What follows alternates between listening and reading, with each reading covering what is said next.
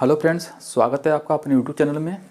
दोस्तों, हम अपने चैनल पर मैथ से रिलेटेड टॉपिक्स को लाते रहते हैं, जिसमें हम शॉर्ट ट्रिक्स के बारे में बात करते हैं और भी बहुत सारी प्रॉब्लम्स हैं जिनको हम सॉल्व करने की कोशिश करते हैं। तो उसी क्रम में हमने एक क्लास 7th के मैथमेटिक्स की सीरीज़ शुरू की है, जिसमें हम चैप्टर समझाने का प्रयास करेंगे।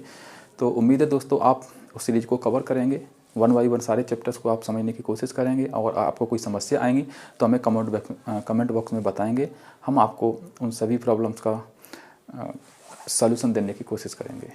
तो चलिए दोस्तों शुरू करते हैं।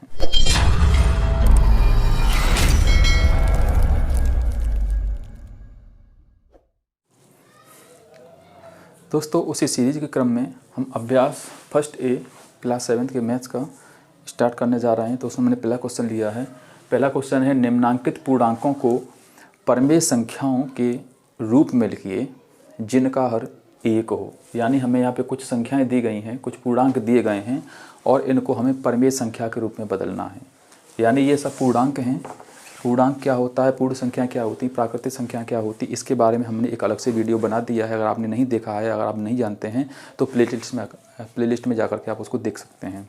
तो चलिए समझते हम कि परमेय संख्या के रूप में लिखना है। तो परमेय संख्या क्या होती है ये भी हमने आपको एक पिछली वीडियो में बता दिया है। अगर आपने नहीं देखा है, अगर परमेय संख्याओं के बारे में आप नहीं जानते हैं तो परमेय संख्याओं की अवधारणा से रिलेटेड हमने एक वीडियो बना दिया है, तो उसको जाके आप पहले देख सकते हैं।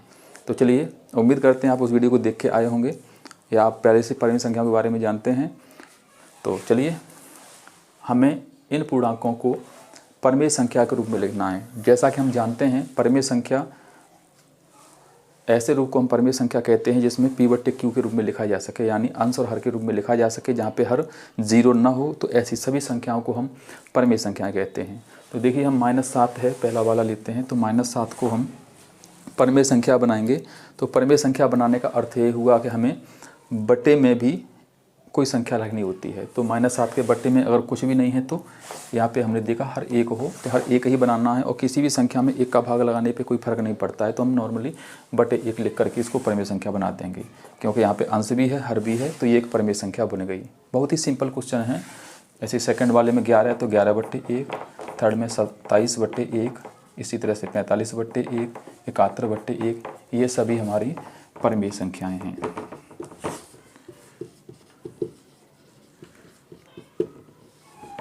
इस तरह से सेकंड क्वेश्चन देखिए।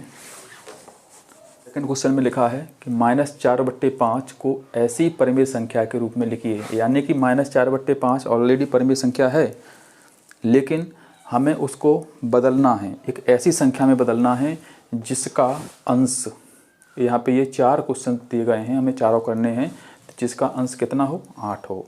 यानी हमें इस परमेय संख्या को चेंज करना है और इस तरह से चेंज करना है कि यहाँ पर जो अंश है यहाँ कितना हो जाए, 8 हो जाए। यानी पहले से यहाँ पे 4 है, 4 की जगह पर हमें 8 चाहिए, ऐसी परमेय संख्या बनानी है।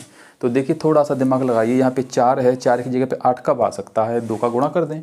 तो ऊपर भी 2 का गुणा कर देंगे, नीचे भी 2 का गुणा कर देंगे। तो ये हो जाएगा, देखिए -4/5 था, हमने ऊपर 2 का गुणा किया और नीचे भी 2 का गुणा किया। तो ये हो जाएगा 4 दूनी 8 और 5 दूनी 10। और जो माइनस लगा हुआ है, ये देखिए अंश में हमें प्लस का 8 चाहिए, तो प्लस ऊपर रखेंगे, माइनस को नीचे रखेंगे।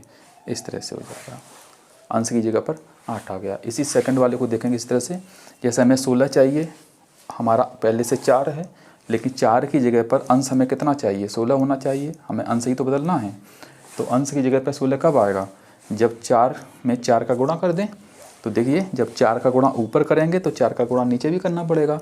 तो ये हो जाएगा -4/5, ऊपर गुणा किया, नीचे भी गुणा किया, इस तरह से। क्योंकि 16 माइनस का है, इसलिए इस माइनस को हम ऊपर ही रखेंगे, क्योंकि अंश हमें नेगेटिव चाहिए।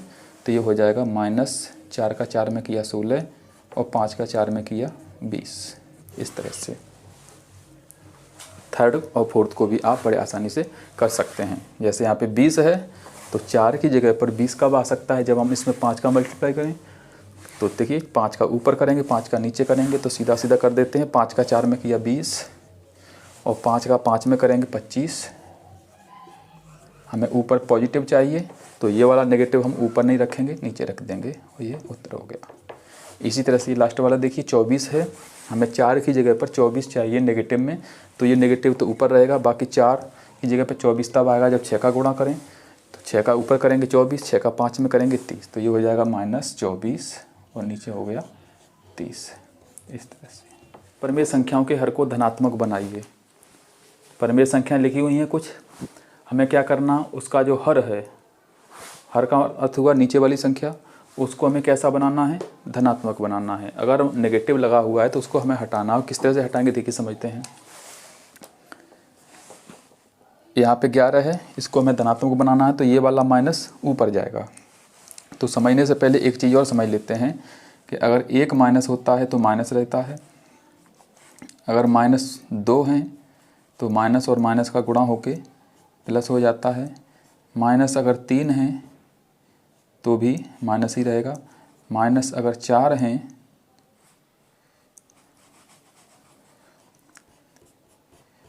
एक दो तीन चार तो प्लस हो जाता है। सीधा अर्थ ये हुआ सम अगर है माइनस तो प्लस हो जाएगा और विषम अगर माइनस है तो माइनस रहेगा, इस तरह से।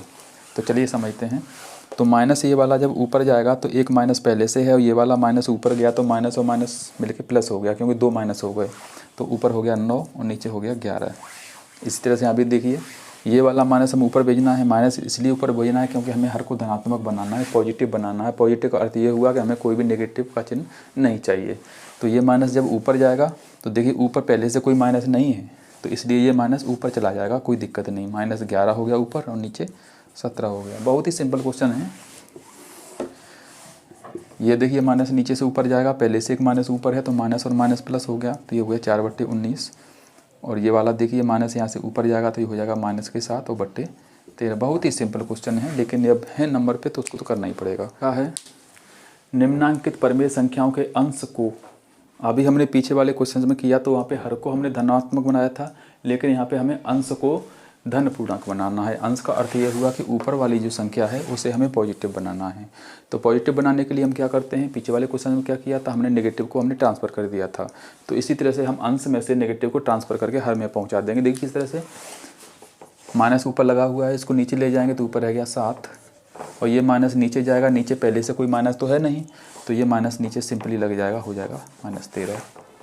नेक्स्ट वाला देखिए, ये वाला माइनस वहाँ से उठ के इधर आएगा तो एक माइनस ये वाला और एक पहले से था, 2 माइनस हो गए, 2 माइनस होते तो प्लस हो जाता है, तो हो गया 11/19।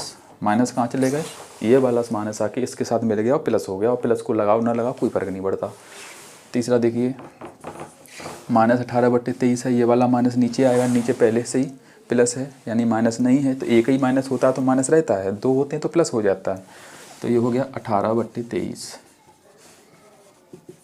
यहाँ पर देखिए ऊपर से माइनस नीचे आएगा, नीचे पहले से एक माइनस है, 2 माइनस हो गए, 2 माइनस होते हैं तो प्लस हो जाता है, तो ये हो गया 19 और नीचे हो गया 23। माइनस कहाँ गया, 2 माइनस हो गए थे, तो 2 माइनस होने पे प्लस हो गया, और प्लस को यहाँ लगाया नहीं जाता, वो तो पहले से अंडरस्टूड है, प्लस तो होता ही है। अगर कोई चिन्ह नहीं लगाए तो वहाँ पे प्लस ही होता है। देखिए नेक्स्ट क्वेश्चन क्या है, निम्नांकित परिमेय संख्याओं में हमें बताना है कौन सी धनात्मक हैं। हमें बताना है कौन सी संख्या धनात्मक है। तो धनात्मक और ऋणात्मक बताने का नियम क्या है, तो कोई भी संख्या हो, चाहे परिमेय संख्या हो चाहे कुछ कैसी भी संख्या हो, अगर उसमें कहीं भी आपको नेगेटिव चिन्ह दिख रहा है, यानी सॉल्व करने के बाद नेगेटिव चिन्ह बचता है, तो वो नेगेटिव चिन्ह बचा है, इसका मतलब वो नेगेटिव संख्या है, यानी कि ऋणात्मक संख्या है। और अगर उसमें कहीं भी नेगेटिव चिन्ह नहीं दिख रहा है तो वो सिंपली धनात्मक संख्या होगी। तो देखिए इसको कैसे करेंगे, देखिए यहाँ पे एक ही माइनस है तो ये हो जाएगी नेगेटिव संख्या। इसको देखिए 11/-9 केवल एक नेगेटिव है, 2 नेगेटिव होंगे तो प्लस हो जाएगा तो धनात्मक हो जाएगी। यहाँ पे एक नेगेटिव है तो ये हो गई नेगेटिव। ये -7/-23 है, यानी एक माइनस ऊपर एक नीचे, 2 माइनस हैं, 2 माइनस मिलके प्लस हो जाएगा बाद में। तो जब 2 माइनस मिलके प्लस हो गया तो कौन संख्या कैसी हुई, देखने को माइनस चिन्ह दिख रहा है लेकिन ये नेगेटिव संख्या नहीं है, 2 माइनस हैं, 2 माइनस मिलके बाद में प्लस हो गया तो यह संख्या हो गई हमारी पॉजिटिव। यहाँ देखिए इसमें केवल एक माइनस है, ये संख्या हो गई नेगेटिव। बहुत निम्न में से कौन सी संख्याएं ऋणात्मक हैं। पिछले वाले में हमने धनात्मक बताया, तो जब हम धनात्मक बता सकते हैं तो ऋणात्मक भी बता सकते हैं, यानी जिसमें माइनस चिन्ह बचा रहे वो ऋणात्मक है, जिसमें माइनस ना हो वो धनात्मक होती है। तो सिंपली देखिए समझते हैं, इसमें माइनस चिन्ह लगा हुआ है, एक ही माइनस है तो ये संख्या नेगेटिव है। इसमें 2 माइनस है, माइनस माइनस मिल के प्लस हो जाएगा, इसका मतलब ये संख्या पॉजिटिव है। यहाँ पे देखिए केवल एक ही माइनस है तो ये संख्या नेगेटिव है। इसमें 2 माइनस है, माइनस माइनस मिल के प्लस हो गया, इसका मतलब ये पॉजिटिव है। यानी ये ऋणात्मक है, ये धनात्मक है, ये ऋणात्मक है और ये धनात्मक है, बता सकते हैं। चलिए नेक्स्ट क्वेश्चन देख। यानी क्वेश्चन सामने है आपके, हमें इनको इस तरह से सॉल्व करना है। यानी जब तक ऊपर नीचे कोई संख्या कट रही है, दोनों में भाग जा रहा है तो उससे भाग लगाते जाएंगे। लास्ट में एक ऐसी सिचुएशन आएगी कि हम किसी भी संख्या का भाग लगा नहीं पाएंगे, तो उसी को हम सरलता रूप कहेंगे। चलिए समझते हैं इसको कैसे करते हैं। जैसे मान लीजिए यहाँ पे लिखा है 9/21, तो हम कोई ऐसी संख्या देखेंगे जिसका भाग ऊपर भी चला जाए, जिसका भाग नीचे भी चला जाए, यानी कहें मासा ढूंढते हैं। तो देखिए 3 का भाग ऊपर भी जाएगा, 3 का भाग नीचे भी जाएगा, तो हम भाग लगा देंगे। माइनस लगा हुआ, माइनस लगा लिया। 3 का भाग ऊपर लगाया 9 में, तो 3 3 9, और 3 का 21 में लगाया, 3 7 21। अब इससे आगे कोई ऐसी संख्या नहीं है जिसका भाग ऊपर नीचे चला जाए, तो यही सरलतम रूप हो गया। सेकंड वाले से समझते हैं। देखिए ऊपर भी माइनस है, नीचे भी माइनस है, तो माइनस से माइनस खत्म। अब एक ऐसी संख्या देखिए जिसका भाग ऊपर भी चला जाए, नीचे भी चला जाए। तो देखिए 9 का भाग ऊपर चला जाएगा, 9 दूनी 18, और 9 का 27 में चला जाएगा, 9 तिये 27। तो ऊपर बचा 2 और नीचे बचा 3। अब इससे आगे इसको हम सरल नहीं कर पाएंगे, यही सरलतम रूप हो गया। यानी जिससे आगे हम ना काट पाएँ वही सरलतम रूप हो जाता है। नेक्स्ट वाला देखिए, जैसे 21/-36 लिखा है। देखिए एक ही माइनस है तो माइनस तो रहेगा, नहीं कटेगा। 2 माइनस होते तो प्लस हो जाता। अब देखिए ऐसी संख्या ढूंढेंगे जिसका भाग ऊपर भी चला जाए, जिसका भाग नीचे भी चला जाए। तो देखिए 3 से लगाते हैं, 3 7 21, 3 कम 3, 3 दूनी 6, तो ये आ गया 7/12। क्योंकि 7 हमारी अभाज्य संख्या है और 7 का भाग 12 में जाएगा नहीं, तो यही हमारा सरलतम रूप हो गया। इससे आगे हम इसको नहीं काट सकते हैं। लास्ट वाला देखिए, जैसे लिखा है -36/64, एक ही माइनस है तो माइनस तो रहेगा। 2 माइनस होते तो प्लस हो जाता, 3 माइनस होते हैं तो माइनस रहता, 4 माइनस होते तो प्लस हो जाता, ये तो आप जानते हैं। बाकी अब देखिए 36 और 64 में ऐसी संख्या देखिए जिसका भाग ऊपर भी चला जाए, नीचे भी चला जाए। तो देखिए 12 का लगाते हैं, 12 तिये 36, नहीं जाएगा, 12 पंजे 60, कटेगा ही नहीं, तो 12 से हम इसको नहीं काट सकते हैं। बाकी कोई और संख्या देखिए, 4 से काटते हैं, 4 9 36, 4 एकम 4, बची 2, 4 छक्के 24, यानी ऊपर आया 9 और नीचे आया 16। अब 9 और 16 में ऐसी कोई संख्या है नहीं जिसका भाग ऊपर भी जाए, नीचे भी जाए, तो यही हमारा सरलतम रूप हो जाएगा। इसी को हम सरलतम रूप कहेंगे। सवाल सामने है और सवाल में कह रहे हैं समतुल्य परिमेय संख्या लिखिए। समतुल्य परिमेय संख्या। अब ये समतुल्य का मतलब क्या होता है? सम का मतलब हुआ बराबर और तुल्य का अर्थ हुआ तुलना में, यानी तुलना में बराबर हो। यानी संख्या जैसे ये है 2/5 और 2/5 के समतुल्य परिमेय संख्या लिखनी है। समतुल्य का अर्थ ये हुआ कम इसका आंकिक मान, यहाँ संख्या बदल जाए, 2 और 5 की जगह पे कोई भी संख्या आ जाए, लेकिन वो इसके बराबर रहे। परिणाम उसका इससे ज़्यादा ना हो ना कम हो, इसी के बराबर रहे, यानी इसी के समान उसका परिणाम रहे। बाकी संख्याएं बदल जाएं, अंश और हर की जो संख्याएं वो बदल जाएं, उसके बराबर हमें परिमेय संख्या लिखनी है। तो ऐसी हम अनंत परिमेय संख्या लिख सकते हैं। और किस तरह से लिख सकते हैं आइए समझते हैं। तो देखिए समतुल्य परिमेय संख्या निकालने के लिए हम क्या करते हैं, नॉर्मली ऊपर और नीचे एक समान संख्या का गुणा कर देते हैं। जैसे अगर हम ऊपर 2 का गुणा करें तो ऊपर हो जाएगा 2 गुणा 2, नीचे हो जाएगा 5 गुणा 2, तो ये हो जाएगा आपका 2 दूनी 4 और 5 दूनी 10। ये इसके समतुल्य परिमेय संख्या हो गई, इसी को हम समतुल्य कहेंगे। जैसे दूसरा और भी निकालना चाहें तो जैसे हमने यहाँ पे 2 का गुणा किया ऊपर नीचे, हम 3 का गुणा भी कर सकते हैं। तो 3 का गुणा जब 2 में करेंगे तो ये हो जाएगा 3 दूनी 6 और 3 का 5 में करेंगे 3 पंजे 15। ये भी समतुल्य संख्या है। अभी हमने ये निकाल ली थी। और भी निकाल सकते हैं, जैसे हमने अभी 3 का किया, इससे आगे की संख्या से कर सकते हैं। यानी 4 का गुणा करेंगे तो 4 का ऊपर किया 2 में 8, 4 का 5 में करेंगे 4 पंजे 20। इस तरह से ये भी समतुल्य परिमेय संख्या है। इस तरह से आप अनंत परिमेय संख्या निकाल सकते हैं, समतुल्य अनंत परिमेय संख्या निकाल सकते हैं। चलिए सेकंड वाले को समझते हैं। जैसे इसके हमें समतुल्य निकालनी है तो आप समझ गए होंगे। जैसे हम 2 का गुणा कर दें ऊपर तो 7 दूनी 14 और 11 दूनी 22, ये समतुल्य हो गई।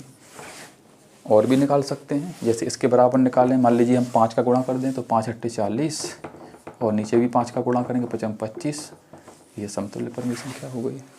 चाहो तो माइनस से माइनस काट के भी लिख सकते हो, हम लिख लेंगे 40 और बटे 25। इस तरह से कर सकते। उम्मीद है दोस्तों आपको ये वीडियो अच्छी लगी होगी, और अगर वीडियो आपको अच्छी लगी हो तो लाइक शेयर सब्सक्राइब जरूर करिए। और मिलते हैं अगले वीडियो, तब तक के लिए विदा लेंगे।